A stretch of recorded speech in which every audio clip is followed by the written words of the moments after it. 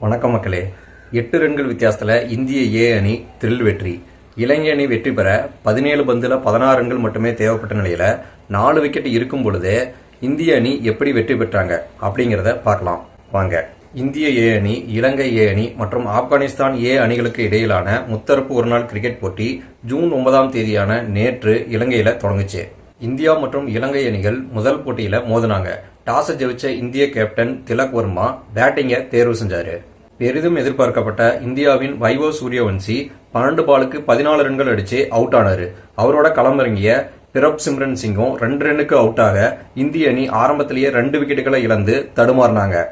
ஆனா அதுக்கப்புறம் களமிறங்கிய பிரியான்ஸ் ஆரியாவும் ருத்ராஜ் கெய்க்வாட்டும் நிலைத்து ஆடி இந்தியாவை சரிவில் இருந்து மீட்டாங்க. பிரியான்ஸ் ஆரியா 32 ரன் எடுத்திருந்தப்ப துரதிருஷ்டவசமா ரன் அவுட் ஆனாரு. அதன் பிறகு வந்த கேப்டன் திலக் வர்மா ருத்ராஜ் கெய்க்வாட்டுடன் பார்ட்னர்ஷிப் அமைச்சு இந்தியாவோட ஸ்கோரை உயர்த்தினாங்க. ருத்ராஜ் கெய்க்வாட் 114 பால்ல 101 ரன்னும், திலக் வர்மா 97 பால்ல 60 ரன்னும் எடுத்து ஆட்டமிழந்தாங்க. இந்திய அணி 50 ஓவர்கள் முடிவில் 6 விக்கெட் இழப்புக்கு 277 ரன்கள் எடுத்தாங்க.